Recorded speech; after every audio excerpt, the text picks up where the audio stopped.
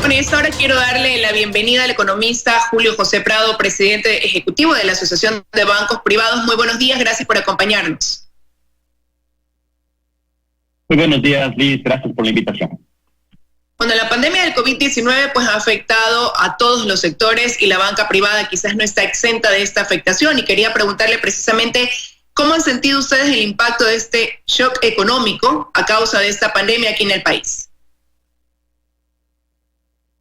Sí, Liz, importante iniciar por ahí. La banca se encuentra estable, se encuentra 100% operativa y se encuentra ya atendiendo a sus clientes desde el inicio. Prácticamente ya vamos 60 días en los cuales hemos venido atendiendo a los clientes que están requiriendo, ¿no es cierto?, del sistema bancario, todos los apoyos por el lado de liquidez, de diferimiento, reestructuraciones, y al mismo tiempo manteniendo todos los servicios operativos para nuestros más de 7 millones de clientes y de depositantes que, a pesar de la pandemia, a pesar de que muchos estamos encerrados en cuarentena, sin poder trabajar, hacer las actividades productivas de forma adecuada, la banca sigue 100% operativa, y sobre todo hemos visto una migración muy importante hacia transacciones online, y la banca también está prestando este tipo de servicios que son muy importantes. Evidentemente, como usted lo menciona, la banca no es inmune, ¿no es cierto?, a este shock económico global, y evidentemente en el Ecuador, que va a ser muy fuerte, pero hemos venido trabajando en forma adecuada en los últimos años para prepararnos para un evento, no de esta magnitud, no de estas dimensiones, pero sí tenemos uno de los niveles más altos de liquidez de América Latina, uno de los niveles más altos de provisiones también de América Latina, y una banca muy robusta y muy bien capitalizada, que sin duda es un efecto de tranquilidad para amortiguar este shock que estamos viendo y no ampliarlo como ha sido en otras ocasiones en el Ecuador.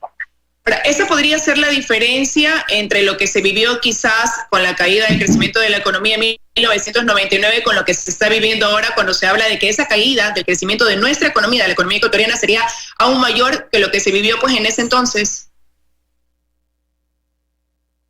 Sí, Liz, es posible que la caída del PIB, ¿no es cierto?, de la economía durante este año sea incluso superior a la caída que tuvimos en el año 99. Y esto le genera cierta incertidumbre a las personas, evidentemente. Pero hay dos elementos que son la gran diferencia frente a la crisis del año 99 y que tenemos que entenderlo así. El primer elemento, la dolarización, ¿no es cierto? Y el segundo elemento, la banca privada.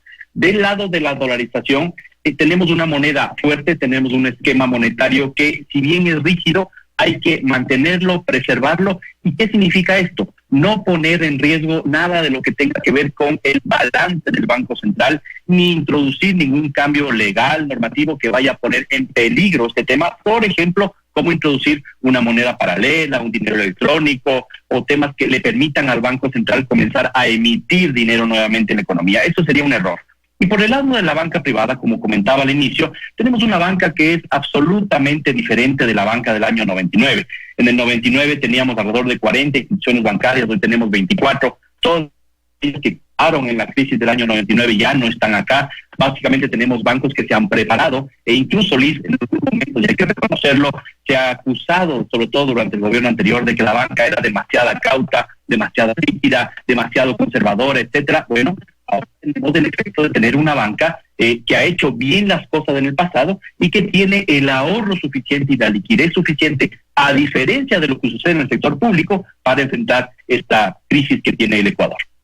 Pero quisiera revisar algunas cifras de lo que se ha mencionado, pues sucedió en abril. Se ha dicho que la utilidad cayó en un 41%, la rentabilidad bajó del 12 al 6.6%, que es casi la mitad de lo que se cerró en el 2019. Y en torno a eso, pues incluso se ha mencionado que el mes pasado salió masivamente dinero de los bancos y que las empresas también estaban sacando su dinero del Ecuador. ¿Qué tan cierto es esto, economista? Sí, dos elementos, Liz. Entonces, sobre el primer tema, ¿no? Hay personas, analistas, políticos, que dicen que el único sector que gana en medio de esta crisis y que no va a ser afectado de ninguna forma es el sector bancario. Eso es un error, ¿no es cierto? Ya tenemos las cifras cerradas hasta el mes de abril y son exactamente lo que usted acaba de dar. Una reducción de la utilidad del 41%, una reducción de la rentabilidad del 12% con el que cerramos en el 2019 al 6,6% en el cual tenemos en el mes de abril. Es decir, la banca también está sintiendo el económico que está asistiendo el resto de las empresas del país. ¿Y qué estamos haciendo, no es cierto, para poder enfrentar esta reducción de la utilidad? Es básicamente, este no es un año para hacer utilidad y repartirla a los accionistas de los bancos. Este año es para tomar los pocos recursos que van a ingresar por el lado de los ingresos bancarios y van a generar algo de utilidad para poder preservarlos por el lado de las provisiones. Es decir, es un año para pensar en la estabilidad del sistema y eso es lo que estamos haciendo por ese lado. Eso es lo primero. Lo segundo, con respecto al tema de la fuga de capitales y demás. Es un tema muy importante de aclarar, Liz, y le agradezco por la pregunta, porque en las últimas semanas algunos actores políticos, sin duda, y algunos analistas económicos vinculados con esos sectores políticos han tratado de introducir algunos rumores en los cuales decían que está saliendo una gran cantidad de dinero del sistema bancario, que las empresas privadas están sacando su plata al país, y eso es falso, ¿ya? Le voy a dar los datos de qué es lo que está pasando. Vamos a ver en el tema del ISD, y les digo los datos aquí, si me permite, le voy a leer. ¿Qué pasó con la recaudación del ISD en el mes de abril de este año, el mes que acabamos de cerrar? Fueron 75 millones de dólares de recaudación. Mientras que, por ejemplo, un dato para cerrar el mes de diciembre del año pasado, 2019, la recaudación fue de 120 millones de dólares. Esto significa que comparado este mes de abril de este año con el mes de abril del año pasado, por ejemplo, hubo una reducción del ISD de menos 14%, es decir, no está saliendo más plata por el lado del ISD y tampoco está saliendo más plata por el lado bancario, porque más bien la banca está trayendo dinero del exterior justamente para compensar algo de la liquidez que se está afectando en la economía. Ahora, pero eso quiere decir entonces, ya una vez que ha sido descartado de la fuga de capitales o de depósitos, que la banca cuenta hoy con la liquidez necesaria, con el capital necesario para afrontar la situación actual y lo que se podría venir en los próximos meses, porque claro, hoy estamos prácticamente pues viviendo el día a día con la incertidumbre de saber qué irá a pasar o hasta cuándo se extenderá esta situación en el país.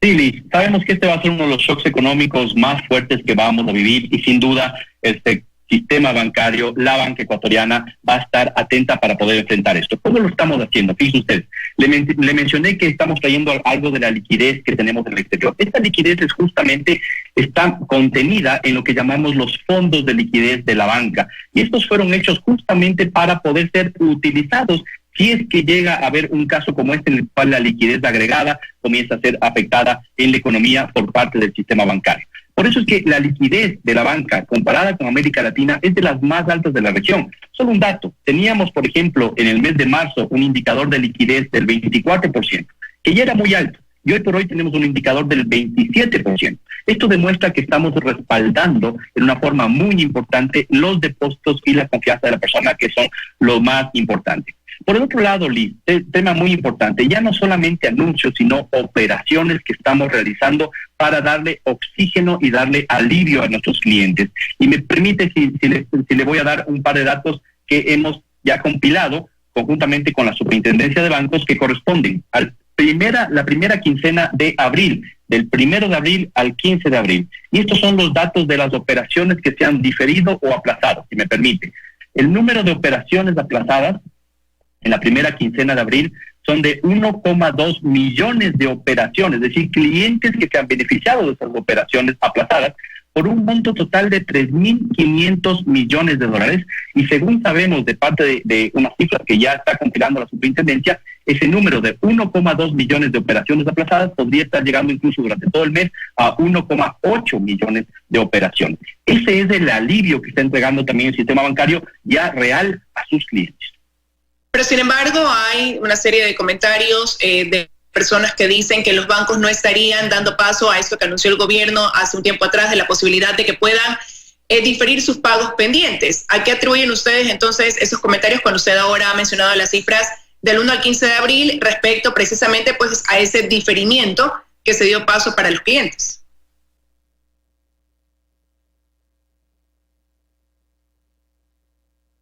Sí, estas son las cifras reales, este es el esfuerzo que se está haciendo del sistema bancario y se seguirá haciendo durante los próximos meses, durante el tiempo que nuestros clientes evidentemente requieran este apoyo.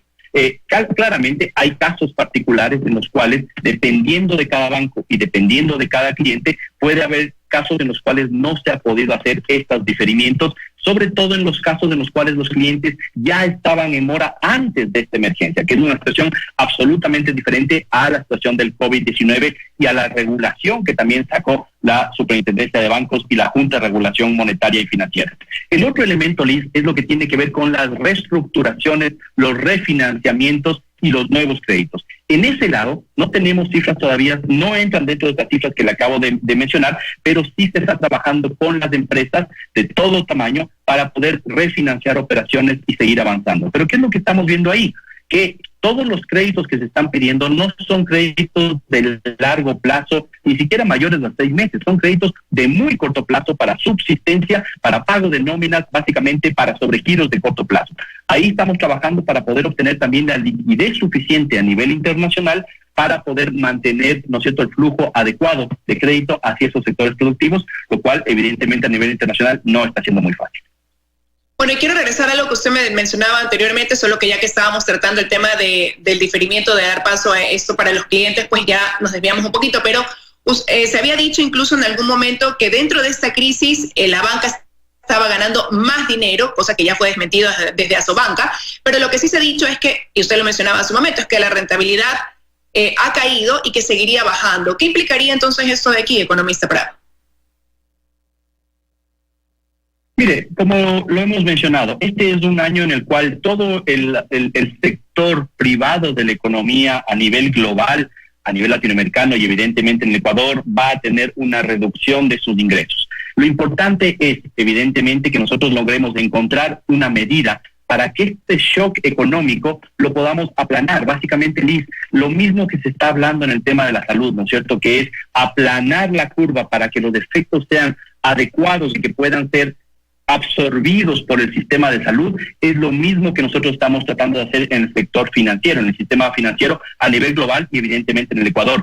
El shock que estamos teniendo, sobre todo en el mes de marzo, fue tremendamente alto, ¿no es cierto? Una reducción importante de ingresos, reducción importante también de algunos depósitos, y en el mes de abril ya sentimos una situación que está mucho más manejable. Por ejemplo, por el lado de los depósitos, en el mes de marzo tuvimos una reducción de 700 millones de depósitos. Eso representó 2,3% del total de depósitos. En el mes de abril, en cambio, la reducción es solamente del 0,3% del total de depósitos, que es menos de 100 millones de dólares. Es decir, estamos logrando aguantar ese impacto de forma adecuada, pero siempre estaremos vigilando, ¿no es cierto?, la parte final del resultado que tiene que ver con las utilidades. Y esto es muy importante porque, ventajosamente, Liz, la banca ecuatoriana es una banca que ha venido capitalizando en los años anteriores, ¿no es cierto?, y que más del 70% de las utilidades del año pasado, por ejemplo, ya se capitalizaron, y algunos bancos están capitalizando el 90% de las utilidades.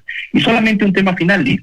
Es muy importante, entendiendo este contexto complejo que está viviendo el mundo, la economía, el sistema bancario, en el Ecuador también, que todas las medidas que se tomen estén dentro del ámbito de lo técnico. Es decir, no se puede hacer que desde la Asamblea se vaya a poner en riesgo al sector que está aguantando la economía, que es el sistema financiero. Bueno, quiero agradecerle al economista que nos haya acompañado esta mañana en los desayunos de 24 horas. En resumen, pues lo que se ha dicho aquí es que pese a la afectación que causa este COVID-19, tenemos una banca estable y lista para afrontar lo que se está viviendo ahora y lo que podría venir en los próximos meses. Gracias por haber estado con nosotros. Gracias, Liz. Un gusto.